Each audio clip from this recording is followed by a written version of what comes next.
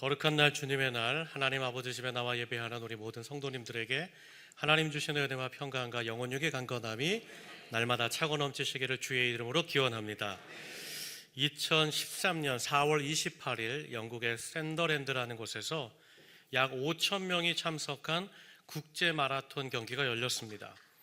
이 경기에서 1위는 마크 후드라는 사람이 우승컵을 차지하게 되었고, 독특하게도 1등 마크 후드 외에 그 뒤에 참석한 모든 레이서들을 전부 다 실격 처리되는 초유의 사건이 일어나게 되었습니다. 이 이야기의 전말은 이렇습니다. 1위로 들어온 마크 후드, 탁월한 사람입니다. 워낙 탁월하게 초반부터 선두로 끌고 나가기 시작하니까 2등을 따라가던 선수가 도무지 마크 후드를 따라잡을 수 없는 겁니다. 그렇게 1등으로 마크 후드는 먼저 자신의 레이스를 펼쳐갔습니다. 그런데 2등으로 달리고 3위로 달리고 4위로 달리던 이 사람들이 그만 잘못된 경로를 선택하여 달려나가기 시작했습니다. 경로를 착각한 것이지요. 그러니까 2등, 3등, 4등, 5등, 6등 그대로 쭉 5천 명이 다 잘못된 그 경로를 따라 뛰기 시작했답니다. 결국 1위를 제외한 모든 사람이 42.195km를 달려야 되는 이 마라톤 국제 경기에서 그만 아주 264m를 덜 달리는, 그야말로 초유의 모든 사람이 실격 처리되는 사건이 이 샌더랜드 마라톤 경기에서 일어났다는 사실입니다.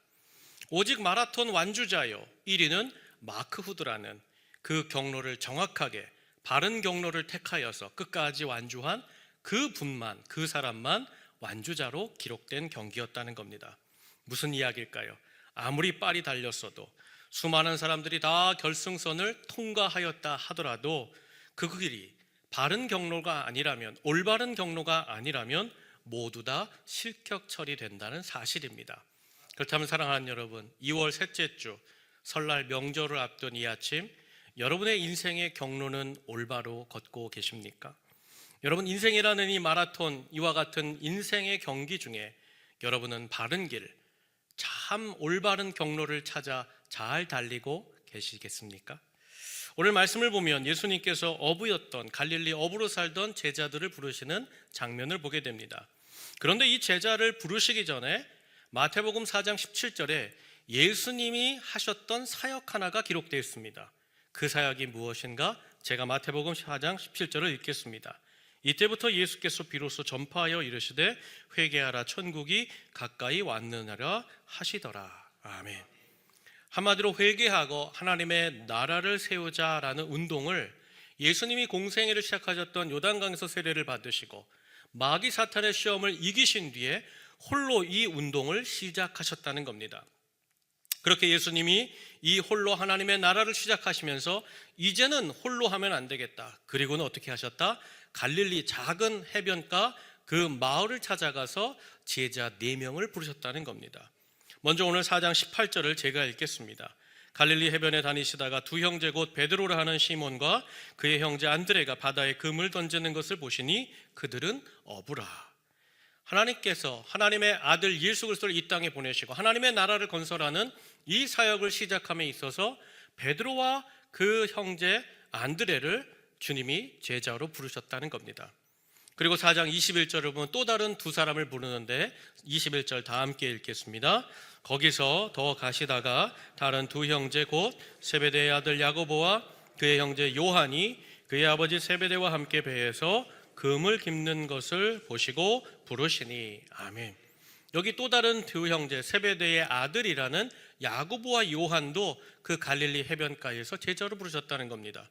그러니까 두 집안에 1번, 2번 되는 형제 총 4명을 예수님께서 갈릴리 촌동네 그 해변가에서 제자로 부르셨다는 겁니다.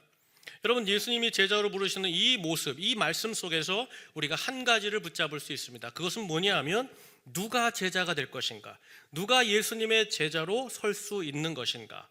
여러분, 이 4사람이 갈릴리 해변 특별한 곳이 아닙니다. 그저 매일매일 일상을 살아가던 현장입니다. 그 현장에서 예수님이 특별할 것 없는 그 현장 속에 열심히 밤새도록 그물질하고 이제는 그물을 깁고 그 다음도 또 그물질하기 위해 준비하던 현장을 살아가던 평범한 사람들을 제자로 부르셨다는 겁니다. 분명히 예수님께서 이 제자를 부르시기 전에 하나님 나라의 운동을 시작하셨습니다. 회개하라, 하나님 나라가 여기 왔다. 그야말로 이제부터는 하나님의 나라, 하나님의 사역을 함께하냐, 그와 같은 운동을 먼저 시작하셨습니다. 만일 그 목적을 가지고 먼저 시작하셨다면 사실은 예수님께서 이렇게 평범한 사람을 제자로 부르시면 안 되죠. 성전이나 회당에서 이미 말씀을 많이 준비하고 하나님을 향하여 잘 준비된 역량 있는 사람들을 제자로 부르시는 것이 마땅합니다. 아니라면 세례 요한과 같이 메시아가 오기를 대망하면서 기대하면서 광야에서 홀로 하나님과 독대하며 영성을 쌓아간 그런 사람들을 하나님 나라의 동역자로 세우시는 것이 훨씬 더 효과적인 제자의 운영 방법입니다. 그런데 예수님께서 어떻게 합니까? 평범한 사람들입니다. 일상을 살던 사람입니다. 특별할 것이 없는 그런 사람들을 제자로 부르셔서 이제 하나님 나라를 사역을 시작하셨다는 겁니다. 그럼 무엇을 말하느냐? 예수님께서 제자를 삼을 때는 그가 가진 재능, 그가 가진 역량, 그가 가진 어떤 기술이나 학식, 지식이 아니라는 겁니다. 게다가 예수님이 당시에 이 제자를 선택하실 때 이 방식은 사실은 유대인들이 전혀 선택하지 않는 제자의 방식입니다. 무슨 뜻인가 하면 그 당시 유대인들은 자신들이 공부하면서 배울 만한 스승을 찾아냅니다. 나는 이 사람에게 배울 거야, 이 사람에게 배울 거야. 우리가 사도 바울의 이야기를 보듯이 사도 바울이 먼 쪽에 이스라엘 밖의 사람이었습니다. 다메섹 사람이었습니다. 그런데 그가 가마리알 문화생이 되겠다고 유학을 온 겁니다. 예루살렘에 와서 그 스승을 찾아가서 가마리알 선생님에게 저를 좀 가르쳐 주십시오, 저를 좀 제자로 받아 주십시오. 이것이 그 당시에 유대인이 행하던 스승과 제자의 문화입니다. 그런데 어떤 일이 벌어집니까? 오늘 예수님은 정반대의 일을 행하십니다. 평범한 사람, 보잘것없는 사람, 미천한 어부였던 그들을 찾아갑니다. 찾아가서 어떻게 하시는가? 제자 삼았다는 겁니다. 그들이 요청한 적이 없어요. 그들이 나를 좀 제자로 받아달라고 애걸복달한 일이 없습니다. 그럼에도 주님이 뭐라고 말씀하시느냐? 오늘 4장 19절 말씀 한번 다 함께 읽겠습니다. 함께 읽습니다. 시작. 말씀하시되 나를 따라오라, 내가 너희를 사람을 낚는 어부가 되게 하리라 하시니. 아멘. 예수님께서 간결하고 단순하게 말씀하셨습니다. 너희들 나 따라오면 어떻겠느냐? 너희들 나와 함께 하나님의 나라를 이루어가면 어떻겠느냐? 부르셨다는 겁니다. 예수님이 자신을 좀 스승으로 삼아라, 나한테 좀 엎드려라, 나에게 구하라, 주님 구하시지 않았습니다.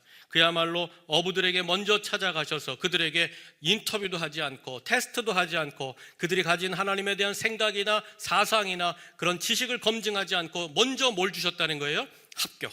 너는 합격이야. 여러분, 이 통보를 하셨다는 거예요. 사랑하는 여러분, 예수님의 제자가 되는 주도권은 누구에게 있는가? 나에게 있지 않다는 거예요. 세상은 나에게 있고 내가 준비돼야 제자가 될 수 있는데 그렇지 않다는 거예요. 예수님의 제자는 예수님이 찾으시는 사람, 제자가 되고자 하는 그 내 의지나 그런 역량에 따라 결정되는 것이 아니라 주님이 나를 불러주시면 그 누구든지 주님의 제자가 되는 줄로 믿습니다. 여기서 주님이 나를 따라오라 할 때 이 따라오라는 듀테라는 말이 바로 어떤 뜻인가? 이제는 네가 살던 그 삶의 터전에서 방향을 바꾸자는 겁니다. 일상을 사는 거 맞습니다. 좋습니다. 그런데 그것보다 더 아름다운 영적인 하나님이 보시기에 가치 있는 일을 하자고 주님이 따라오라 부르셨다는 겁니다. 사랑하는 여러분, 우리 인생의 방향은 누가 바꿀 수 있을까요? 내 의지로 바꿀 수 있을까요? 내 뜻대로 바뀔까요? 여러분, 그렇다면 예전에 훨씬 이전에 우리의 삶이 바뀌었겠죠. 여러분, 우리 인생을 방향을 결정하시는 분은 오직 예수님, 그분의 부르심 때문인 줄로 믿습니다. 이 목적과 이 비전, 하나님의 나라를 건설하자, 하나님의 나라를 세워가자, 이 목적과 비전을 주님이 어떻게 표현했는가? 4장 19절 하반절을 보면 이렇게 말씀하셨어요. 내가 너희를 사람을 낚는 어부가 되게 하리라. 어부들의 수준, 그 당시에 어부들은요 미천합니다. 배우지 못한 사람들이 하던 것이 어업이었습니다. 너무나 쉽게 저들이 하던 그 일상의 단어를 통하여서 주님이 그들을 제자로 부르셨다는 겁니다. 그런데 사람을 낚는다라는 이 표현이 이 유대인들이었던 제자들에게는 굉장히 충격적으로 다가왔을 것입니다. 왜냐하면 제가 이 질문을 드리면 여러분들이 이해할 수 있을 거예요. 여러분, 예수님이 이제 사람을 낚는 어부가 되리라 하는 이 말씀은 우리가 예수님의 말씀이니까 낭만적이고 이상적으로 생각합니다. 이제 예수님이 많은 기독교인들을 물고기가 그물에 쏟아 올라오듯이 그와 같이 모으려고 이 제자들을 쓰시는구나, 구원사에게 쓰시겠구나, 그렇게 이해하죠. 그런데 여러분 잘 생각해 보세요. 어부들이 바다에서 물고기를 낚아 올리는 일은 물고기에게 있어서 죽는 일입니까? 사는 일입니까? 죽는 일입니다. 잘 살던 물고기를 낚는다는 뜻은 뭐냐? 이제 죽이는 겁니다.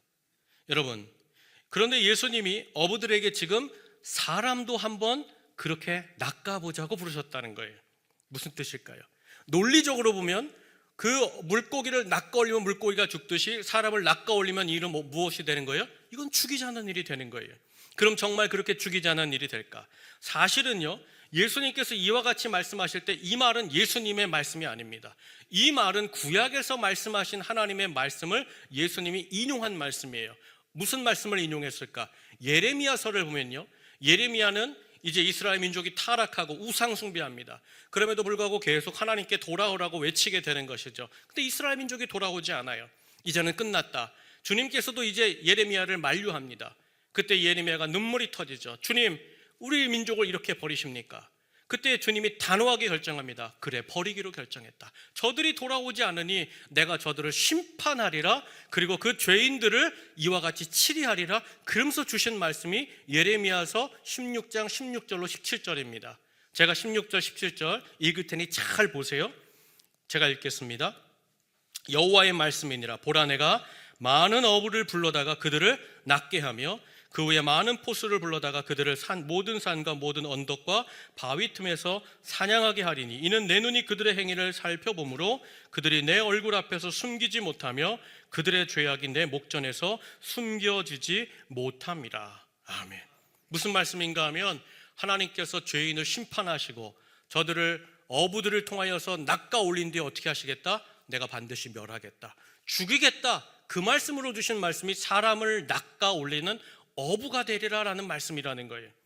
여러분, 하나님께서 모든 죄인을 다 살펴보십니다. 저들의 마음과 생각과 뜻을 다 보시는 주님께서 어떻게 하신다는 거예요? 어부들을 보낸다는 거예요. 하나님의 사자를 보낸다는 거예요. 하나님의 사람들을 보내서 그들을 다 그물로 낚아 올리듯 낚아 올린 뒤에 어떻게 하는 거예요? 너희는 다 죽는다. 너희는 내 심판 가운데 죄인으로 죽을 것이다. 그 약속으로 이 말씀을 주셨다는 거예요. 근데 예수님이 이 말씀을 어떻게 사용하세요? 예수님 보세요. 30살에 공생애를 시작하시고 회개하라 천국이 가까웠느니라. 예수님도 뭘 명하시는가? 심판을 명하십니다. 심판이 왔다는 거예요. 그러면서 첫 번째 심판을 진행할 제자, 이 어부들을 진짜 어부인 제자들로 예수님이 취하셨다는 거예요. 그럼 여러분, 예수님이 정말 이 심판을 명하시고 이 갈릴리 해변가의 4명의 제자들을, 어부들을 사람 낚는 인생, 사람 낚는 어부들로 부르시겠다는 것은 이제 만나는 사람들을 다 죽이겠다는 겁니까? 살리겠다는 걸까요? 그렇지 않다는 거예요. 예수님은 다르다는 거예요. 여러분, 이 제자를 부르시는 이 사건이 누가복음 5장 1절로 11절에도 동일하게 나옵니다. 그때에 주님께서 사람 낚는 어부다라는 이 표현을 이렇게 바꾸셨어요. 누가복음 5장 10절 말씀 한번 다 함께 읽겠습니다. 시작. 예수께서 시몬에게 이르시되 무서워하지 말라. 이제 후로는 내가 사람을 취하리라 하시니. 아멘. 여러분, 여기서 취한다는 말은 무슨 뜻인가 하면 산채로 끌어올린다는 거예요. 살도록 끌어올린다. 바로 그것이 주님 앞에 살리는 역사. 주님이 바로 어떤 분인가? 구약의 하나님은 심판하시면 죽이시는 하나님, 율법이면 죽는 하나님이지만 나 예수는 어떤 하나님이냐? 은혜로 사랑으로 말미암아 심판이 아니라 도리어 그 모든 죄인들을 찾아가 만나 어떻게 하시는 분이다? 살리시고 이끄시고 새롭게 하시는 주님이 되신다. 이 말씀을 하시기 위해 제자를 부르셨다는 거예요. 여러분, 이 말씀이 어디 있어요? 요한복음 3장 17절 말씀 우리 한번 다 함께 읽겠습니다. 함께 읽습니다. 시작. 하나님이 그 아들을 세상에 보내신 것은 세상을 심판하려 하심이 아니요 그로 말미암아 세상이 구원을 받게 하려 하심이라. 아멘. 여러분, 중요한 게 있죠. 구약의 율법을 따라가면 사람은 죽습니다.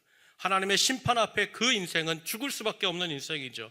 그러나 도리어 은혜로서 주 예수 그리스도를 따라가는 인생은 어떤 일이 벌어지느냐? 치료를 받고 회복을 받고 구원의 역사에 서는 귀한 하나님의 백성이 되는 줄로 믿습니다. 여러분, 바로 이 일을 하기 위해 예수님이 이 땅에 오신 새로운 놀라운 구원의 구세주라는 거예요. 오늘 그렇게 예수님께서 이 어부들에게 나를 따라오너라, 너희가 사람을 구원하는 구약의 하나님과는 다른 이제 은혜의 시대, 내가 이제 죄인들을 찾아가 죄인을 만나고 그들을 살리는 하나님으로 일을 할 것인데, 이것이 하나님이 원하시는 하나님 나라의 사역인데 너 나와 함께 가자 부르셨다는 겁니다. 이 부르시는 주님의 음성에, 나를 따라오너라 이 음성에 이 어부들이 어떻게 반응했습니까? 4장 20절을 제가 읽겠습니다. 그들이 곧 그물을 버려두고 예수를 따르니라. 우리 4장 22절 다 함께 읽겠습니다. 시작. 그들이 곧 배와 아버지를 버려두고 예수를 따르니라. 아멘. 저를 따라 하시죠. 예수를 따르니라. 예수를 따르니라. 오늘 제자들이 이 부르심에 예수님을 따르기로 어떻게 했다는 거예요? 결정했다는 거예요. 근데 여러분, 이 어부들이 원래 살던 곳이 어디입니까? 갈릴리 해변입니다. 원래 이들이 의지했던 것이 뭘까요? 그물과 배죠. 그것이 그들의 삶을 지탱했고 오늘의 삶의 먹거리와 입을거리를 제공했고 미래에도 소망을 주는 것이 배와 그물입니다. 그런데 그 그물과 배를 어떻게 했다는 거예요? 버리고 예수님을 따라갔다는 거예요. 나아가 세베대의 아들들은 어떤 일을 벌입니까? 아버지도 버리고 집도 버리고 어떻게 했다는 거예요? 예수님을 따르기로 결정했다는 거예요. 그렇다면 사랑하는 여러분, 오늘 중요한 건 바로 여기입니다. 그렇다면 어떻게 지난 인생에 자기의 모든 생존과 자기의 삶의 기초가 되는 그물과 배를 이렇게 완전히 떠나서 여러분 오직 예수님만 따라갈 수 있었던 것일까? 여러분, 사실 저들에게 그물과 배는 지나온 인생의 과거의 상징물이요, 오늘을 있게 하는 상징물이요, 미래의 역사를 이끌어내는 귀한 도구들이 아니겠습니까? 그야말로 자기의 삶을 안락하게 하고 풍족하게 하고 꿈꿀 수 있도록 도와주는 도구들이지 않습니까? 그런데 그것을 이와 같이 쉽게 내려놓는 것이, 버리는 것이 그들에게 쉬운 일입니까? 사랑하는 여러분, 그럼 어떻게 그들은 그의 모든 도구들을 그와 같이 버려두고, 아니 삶의 자리까지 완전히 떠나서 오직 예수님만 따라가는 이런 결정, 이런 선택을 할 수 있었던 것이냐? 바로 이것이죠. 주님이 따라오라 할 때에 주님이 막 겁박을 주고 눈을 크게 뜨면서 너 안 따라오면 오늘 어떻게 될지 모른다, 그와 같이 강요하셨기 때문에 저들을 따라갔을까요? 야, 천하디 천한 너 같은 인간들 내가 제자 삼았는데, 야, 내 제자 되려면 그래도 너 하나 뭐 하나 포기하고 와야지, 뭐 하나 희생하고 와야 되는데, 야, 이 정도 희생하고 와라, 주님이 조건으로 제시했던 걸까요? 아니면 오늘 본문 말씀엔 없지만 예수님이 그 전에 이 제자들을 만나신 경험이 있었는데 그때 서로가 MOU, 협력서를 서로 체결했기에 내가 몇 날 며칠 너 부를 때 너는 즉시로 따라와라, 그런 문서 작성했기 때문에 이와 같이 다 버려두고 따라갈 수 있었던 걸까요? 그렇지 않지요.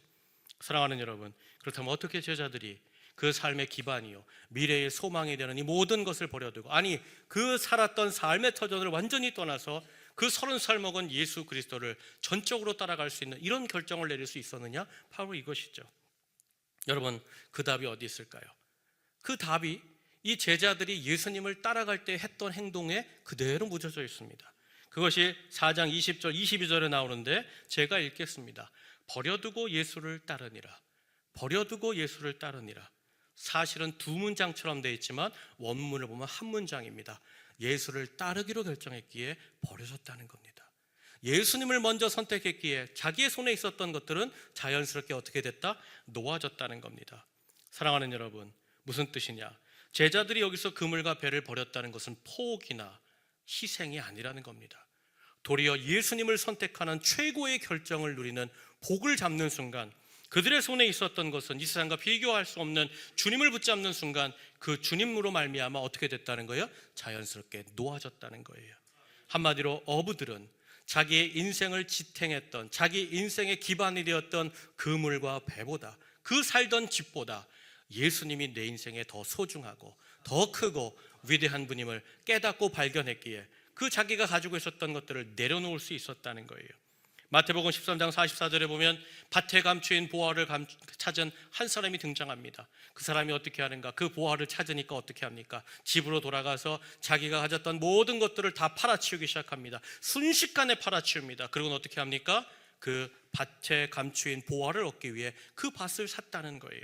여러분, 이 보화를 찾은 이 사람이 그 자기가 가지고 있던 모든 것들을 팔아치울 때 여러분 그 얼굴이 어땠을까요? 그 얼굴이 웃음꽃이 피었을까요? 정말 힘들고 어려운 결정이었을까요? 그렇지 않습니다. 그는 아마 즐거워하고 모든 사람들이 볼 때에 저 사람 왜 저렇게 실성한 듯 저렇게 자기의 물건을 막 헐값에 팔아치울까 이상하게 보았을 겁니다. 그러나 그 안에 무엇이 있다는 거예요? 가장 소중한 가치를 발견한 믿음의 눈이 열렸기에 그는 그 모든 것을 팔아치우는 것에 두려움이 없었고 지체함이 없었고 그야말로 주님을 붙잡는 그 역사만 붙잡는 하나님의 사람으로 세워진 줄 믿습니다. 사실은요, 우리가 이 일을 매주 주말마다 경험합니다. 어디서 경험할까요? 마트에서 경험합니다. 어디로 갈까요? 하나로마트, 이마트, 홈플러스, 어디로 갈까요? 마트에 가서 장을 보면요, 양배추를 사러 가요, 파를 사러 가요, 당근을 사러 가요, 감자를 사러 가요. 그럼 탁 들어가는 순간 장바구니에 어떻게 합니까? 우리가 전투적인 의지를 가지고 감자를 고르기 시작하죠. 그 중에 제일 크고 좋은 감자를 선택해요. 그리고 어떻게 합니까? 남이 가져갈까 봐 먼저 얼른 내 장가방에 넣어놓죠. 근데 옆에 온 사람이 갑자기 막 감자를 뒤적뒤적 하는데 엄청 큰 감자가 갑자기 밑바닥에서 올라오면 어떻게 해요? 그거 집어갈까 봐. 근데 그 사람이 감자를 보더니 쓱 내려놓고 가요. 그럼 어떻게 해요? 장바구니에 있던 거 내려놓는 거 두려운가요? 떨리던가요? 아쉬운가요? 그렇지 않죠. 슬그머니 있던 곳에 내려놓고 그 큰 거 잡아가면서 횡재했다, 즐겁다, 감사하다. 여러분, 우리가 날마다 그런 경험을 살고 있다는 거예요. 사랑하는 여러분, 주님, 예수님이라는 보화를 찾으니까 이전에 있었던 내 삶을 지탱했던 것은 아무렇지도 않게 내 손에서 내려지는 것이죠. 제가 우리 교회에서 자라나는 아주 꼬마 아이들을 좋아합니다. 그 꼬마 아이들이 저에게 이렇게 과자를 줄 때가 있어요. 감사하죠. 은혜 받는 겁니다. 자기가 아끼는 그 과자를 꺼내서 목사님 하나 드려봐 그런데 자기가 꺼내요. 그리고는 내가 이렇게 손님이 아니라는 거예요. 입을 벌리래요. 입을 벌리면요, 이 아이가요 그걸 탁 넣어줘요. 그러면 그날은 할렐루야, 성령님이 임하는 날입니다. 그런데요, 그 아이한테요 제가 갚아줄 길이 없는 거예요. 그래서 그 똑같은 과자를요 제가 한 박스를 삽니다. 하나가 아니라 한 박스를 사요. 그리고 그 다음 주일날 돼서 그 아이를 찾습니다. 제가 목양실에서 그걸 가지고 내려가서 그 아이 앞에 그 박스 20개들이 그 박스를 주면요, 그 아이가 어떻게 하는지 아십니까? 자기가 들고 있던 종이 봉다리에 있는 그거 한 봉지 이미 3분의 1 까먹은 거 줍니다. 내려주는 거예요. 그 전까지는 그렇게 아까워서 다른 사람에게 주지도 않던 그 과자를 그 큰 박스를 보니까 어떻게 하는 거예요? 내려지는 거예요. 자연스럽게 포기가 되는 거예요. 사랑하는 여러분, 믿음이 뭐예요? 누가 하나님의 사람이에요? 가장 복되신 예수 그리스도, 가장 가치 있는 분이 나의 주님 예수 그리스도임을 알고 보고 깨닫고 그분을 찾고 붙잡고 따라가는 그 인생이 믿음의 인생이요, 승리하는 인생이요, 가장 복된 인생인 줄로 믿습니다. 결국 오늘 그렇게 밭에 감추인 보화를 찾았던 이 제자들이 그 주님을 보니까, 그 주님 하나님의 광채를 만나니까 어떤 일이 벌어져요? 그 주님의 부르심에 따라가는데 두려움이나 순종이 없다는 거예요. 그 증거가 뭐예요? 성경 말씀 다시 보세요. 곧, 즉시로 두려움이나 어떤 고민이나 걱정이 없었다는 거예요. 왜? 그 광명한 빛이 비춰지니까 지금까지 내 손에 들고 있었던 이 촛불은 더 이상 의미가 없는 거예요.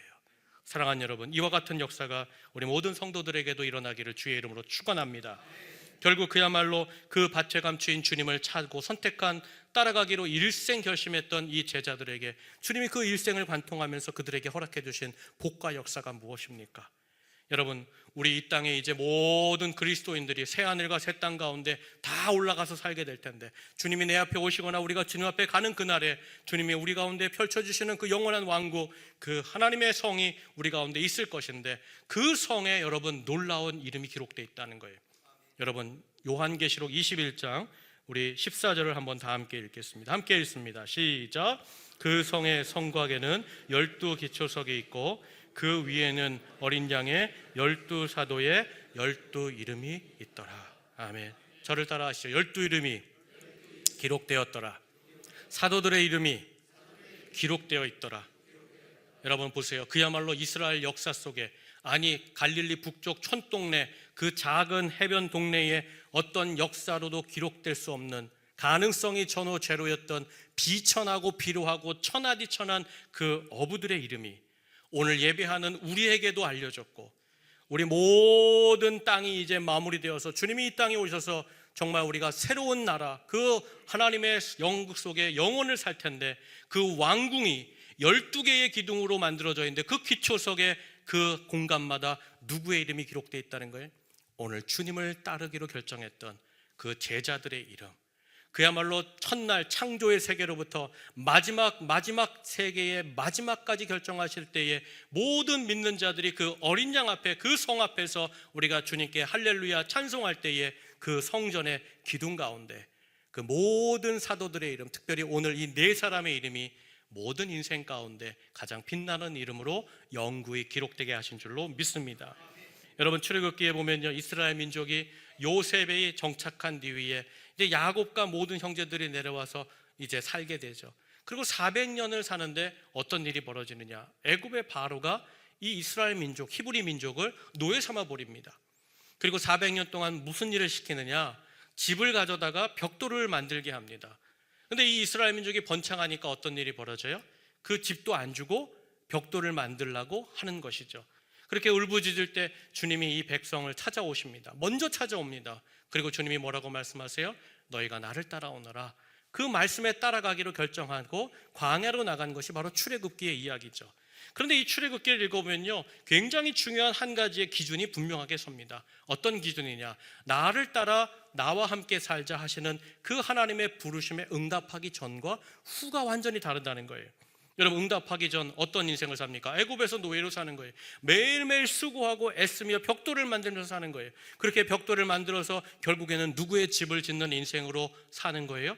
여러분 보세요. 애굽의 바로 왕, 세상의 왕을 살게 하는 왕, 세상의 집을 짓다가 노예로 끝나는 인생을 삽니다. 그런데 나를 따라오느라 그 하나님의 음성을 듣고 그들이 그 음성을 붙잡고 하나님을 따라 광야에 갔을 때 하나님이 어떤 집 짓는 인생으로 바꾸어 주셨어요? 성막, 하나님의 집 짓는 인생으로 바꾸어 주신 줄로 저는 믿습니다. 사랑하는 여러분, 무슨 뜻이에요? 분명한 것은 먼저 찾아오신 주님께서 우리 인생의 방향에 바꿈과 새로운 역사를 시작하기 위해서 우리에게 요청하시는 음성이 있다는 거예요. 그건 뭐예요? 나를 따라오너라. 나를 따라오너라. 네 인생의 방향은 네가 너의 모든 것이 지식이나 재물과 관계가 바꾸는 것이 아니라 나의 음성을 따라올 때 내 인생이 바뀔 것이요, 그동안 세상에 집을 짓다가 허무하게 노예로 죽는, 세상에 노예로 죽는 그런 인생이 아니라 너는 나와 함께 하나님의 집을 짓고 하나님의 나라를 건설하는 나의 백성이 되고 나는 너의 하나님이 되리라. 이 약속이 나를 따라오느라 이 부르심에 응답하느냐 응답하지 않느냐로 결정된다는 사실입니다. 사랑하는 여러분, 바라고 원합니다. 우리 사랑하는 모든 성도들이 나를 따라오느라 그 하나님의 음성에 최고의 최선의 것으로 나아가며 하나님의 백성이 되고 하나님의 복된 자녀의 인생을 시작하기를 주의 이름으로 축원합니다. 여러분, 무엇이 우리 인생 바꾸겠습니까? 우리 인생 어떻게 전환할 수 있겠습니까? 지금 답답하고 힘들고 어려워요. 어떻게 살아가야 될까? 앞에 진로가 보이지 않아요. 여러분, 내 재주 있습니까? 내 힘이 되겠습니까? 그럼 예전에 바꿨겠죠. 예전에 다 바꿔서 이미 잘 나가고 잘 살겠죠. 여러분, 내가 준비하는 열심, 지식, 열심히 노력한다고, 열심히 달려간다고 되는 것이 아니라는 거예요. 무엇이 나를 바꾸는가? 내 인생을, 내 가정을 무엇이 바꾸는가? 나로 말미암아 은혜로 사랑으로 먼저 살려주시기 위하여서 나를 먼저 예수 그리스도의 그물로 건져 올리시고 주의 제자 삼아주신 예수님의 음성, 그 말씀, 그 주님을 따라가기 시작할 때 우리의 인생의 방향이 바뀌고 세상에서 집 짓다가 세상의 것들을 쌓는 인생이 아니라 이제는 영구한 하나님의 나라와 그 뜻을 따라가는 복된 인생, 복된 가정이 될 줄로 믿습니다. 그러므로 사랑하는 여러분, 하나님의 음성을 들으세요. 하나님께서 나를 부르시는 그 음성을 들을 때에 때로는 내 생각에는, 내 뜻에는 마음에 들지 않아요. 이 말씀대로 살면 내 인생이 망가지는 것 같고 무너지는 것 같고 미련하다, 천박하다, 그런 이야기를 듣는 수도 있다는 것처럼 느껴질 때가 있지요. 그러나 그와 같이 큰 고민과 갈등이 있다 할지라도, 내가 살아온 방식과 전혀 어울리지 않는 그런 하나님의 말씀이라 할지라도, 때로는 내 모든 것을 포기하고 내 삶을 완전히 망가뜨린 것 같은 그런 하나님의 음성이라 할지라도, 여러분, 우리가 따르는 주님은 살아계신 하나님이요, 살리시는 하나님이요, 그분의 음성대로 그 뜻대로 이루어 나타내 주시는 나의 영원한 하나님 아버지가 되시는 줄로 믿습니다. 여러분, 이 약속이 어디 있을까요? 요한복음 15장 16절에 보면 이와 같은 약속이 있어요. 주님 앞에 우리 한번 다 함께 읽겠습니다. 시작. 너희가 나를 택한 것이 아니요 내가 너희를 택하여 세웠나니 이는 너희로 가서 열매를 맺게 하고 또 너희 열매가 항상 있게 하리라. 아멘. 저를 따라 하시죠. 열매가 항상 있으리라. 열매가 넘치도록 있으리라. 아멘. 여러분, 오늘 진짜 감사한 게 뭔지 아세요? 여러분 이미 하나님의 부르심을 듣고 이 자리에 나와 있는 것인 줄로 믿습니다. 여러분, 그러므로 우리가 할 일은 하나죠. 이 예배 중에 주님이 주시는 감동, 하나님이 들려주시는 그 음성을 붙잡으세요. 하나님, 내 상황이 이렇습니다. 내 뜻이 이렇습니다. 그러나 이 주님이 주시는 이 말씀이 내 인생의 전환이 될 것이고 내 가정의 새로움의 기준이 될 줄로 믿습니다.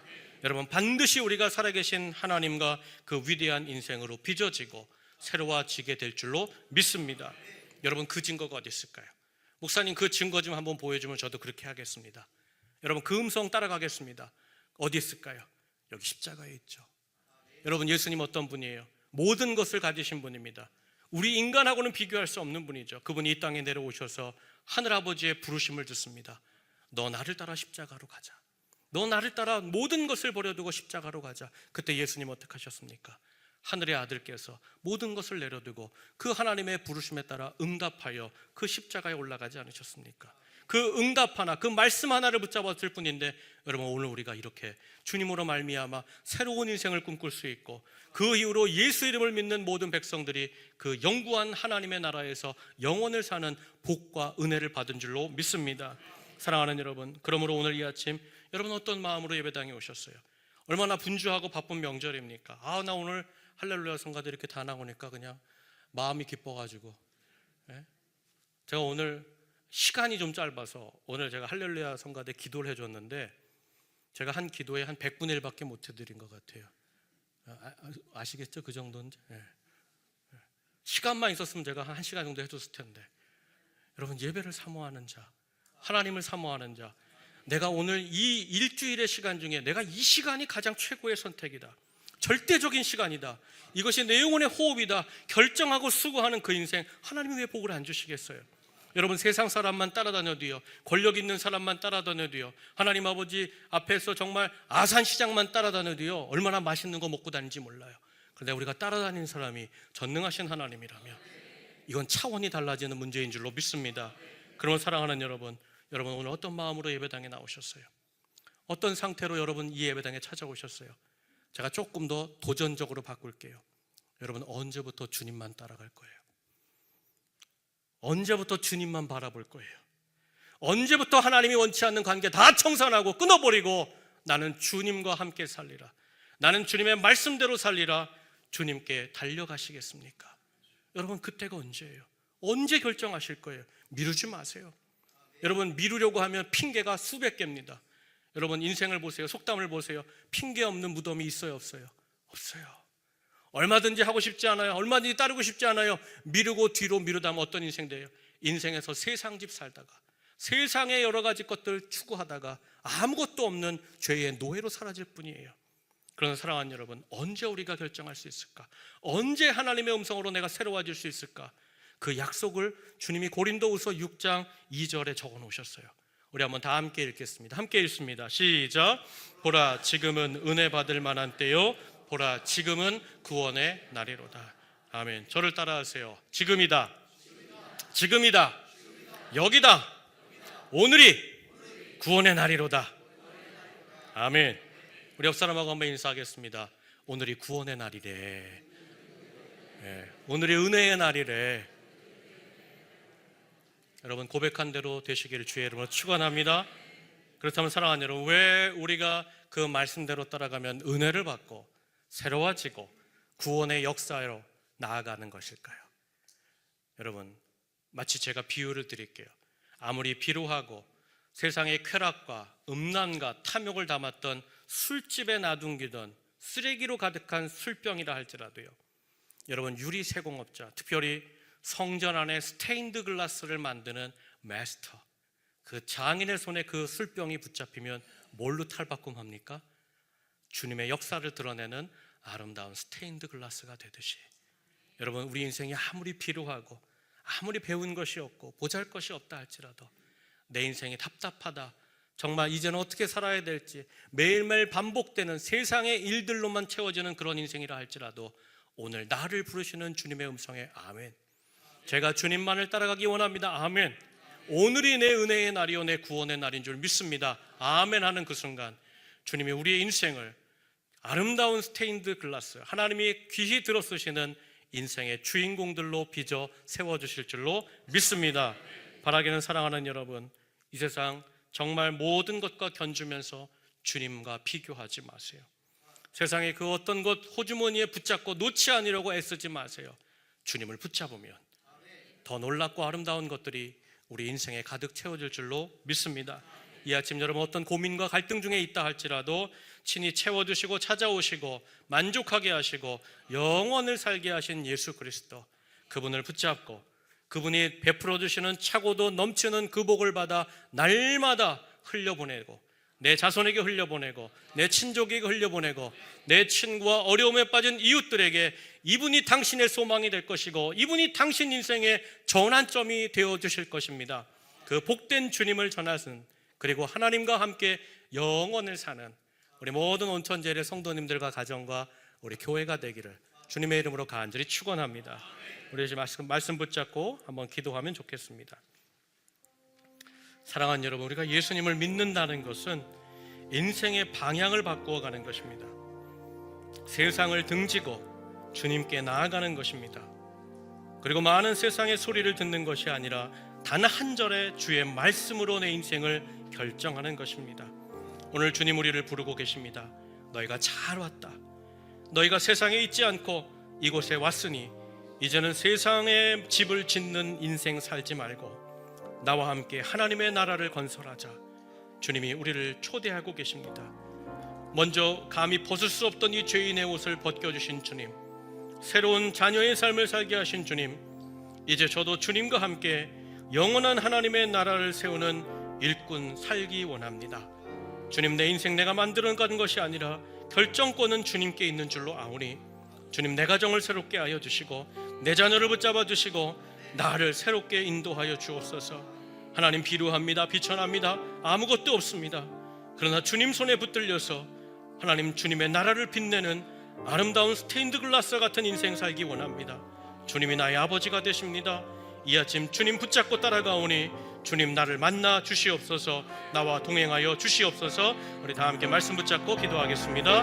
하나님 감사합니다. 오늘 이 아침 주님의 음성에 아멘, 주님께 아멘. 내 삶의 자리를 떠나서 하나님 오직 예수 그리스도, 하나님 아버지 나를 새롭게 하시고 나를 위해 그 십자가에 먼저 모든 것을 버려두시고 그 부르심에 순종하신 주님, 그 천국의 아들 주님을 따라가기 원합니다. 하나님, 그것이 포기가 아니고 낭비가 아니고 희생이 아닌 줄 아오니 하나님, 오늘 이 아침 최고의 인생의 선택, 최선의 것으로 나아가는 이 아침이 되게 하여 주시옵소서. 주님 아버지, 우리 모든 성도들에게 하나님 성령의 감동을 주시어서 끊어버릴 것은 끊어버리게 하시고 이제는 오직 예수 아버지 주님만을 따라가는 인생, 보라 오늘이 내 인생의 새로운 날이요, 보라 내 인생의 새로운 전기가 되리라. 하나님 아버지, 이 예배가, 이 시간이, 이곳이 하나님과 만나는 새로운 역사에 펼치는 아름다운 열상의 장이 되게 하여 주시옵소서. 주님을 의지합니다. 그동안 붙잡았던 모든 것들 내려놓고 주님만을 붙잡는 인생 되게 하여 주시옵소서. 살아계신 하나님, 우리를 사랑하신 주님 감사합니다. 주님을 붙잡겠습니다. 그 주시는 음성에 아멘하며 따라 나가길 원합니다. 이것이 희생이요 낭비요 하나님 아버지 포기가 아니라 도리어 더 복된 길로 나아가는 하나님과의 만남이요 주님의 초대인 줄 아오니 하나님, 날마다 신실하게 주님과 함께 동행하며 이제는 세상에 집 짓다가 망하는 인생이 아니라, 놓을 수 없는 것 붙잡다가 쓰러지는 인생이 아니라 주의 은혜와 역사로 하나님만을 붙잡고 주님이 빚어주시는 아름다운 복된 인생, 말씀에 붙들려서 영혼을 사는 귀한 하나님의 제자의 삶을 사는 우리 모두가 되게 하여 주시옵소서. 우리 구주 예수님의 귀하신 이름으로 감사하며 기도하옵나이다. 아멘. 다 함께 다 자리에서 일어나셔서 내가 주인 삼은 찬양하고 축도함으로 예배를 마치겠습니다.